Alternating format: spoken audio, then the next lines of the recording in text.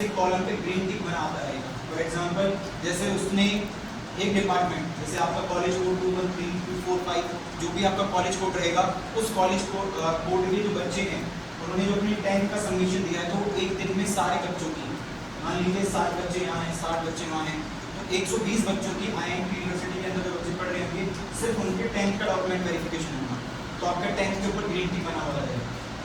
फिर ऐसे 12th का होगा, 12th का बना हुआ जाएगा।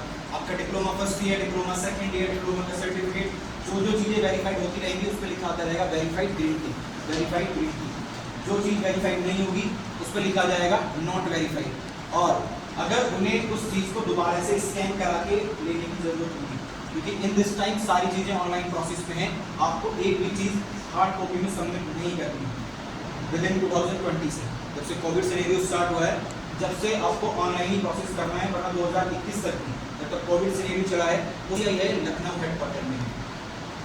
कहाँ पर है?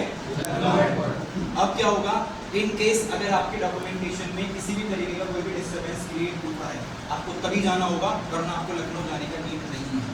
ठीक है, जब आपका एग्जिट एग्जाम लागू हो जाएगा, बाद एक एग्जाम होगा, उस एग्जाम को जब आप क्लियर कर देंगे, उस एग्जाम को क्लियर करने के बाद में विद इन 45 डेज, अभी कुछ डिटेल्स आई हैं जिसमें उन्होंने कहा है कि 1 महीना पहले जो डिटेल्स उन्होंने दी थी उसमें से था 20 से 25 दिन, अब उन्होंने कहा है 30 से 45 दिन के अंदर अंदर आपका जो लाइसेंस है वो PCI की आईडी पे जो आपकी बनी होगी उस आईडी पर जनरेट हो जाएगा। समझ में आ गया सबको? जब वो लाइसेंस आपकी आईडी पर जनरेट हो जाएगा, उस पर लिखा हुआ आएगा आपका नाम। फॉर एग्जाम्पल लिखा हुआ आ गया ऋषि सैनी, फॉर एग्जाम्पल नाम लिखा गया अबू सर, फॉर एग्जाम्पल नाम लिखा है मुस्कान विश्वकर्मा, फॉर एग्जाम्पल नाम लिखाया दीपांशु पाल, किसी का भी नाम लिख के उसके ऊपर रजिस्ट्रेशन नंबर आपका लिखा आएगा, नीचे आपका कोर्स एप्लीकेबल लिखा आएगा B फार्मा। जब आप फॉर एग्जांपल मान लीजिए B फार्मा के लिए जाएंगे तो क्या होगा, उस कॉलम को हटा दिया जाएगा, वहां से क्या लिख दिया जाएगा आपका B फार्मा। लाइसेंस एक ही आता है, ये नहीं कि आप D कर लेंगे फिर B कर लोगे, M कर लोगे, तो आपके पास में 3 लाइसेंस हो जाएंगे।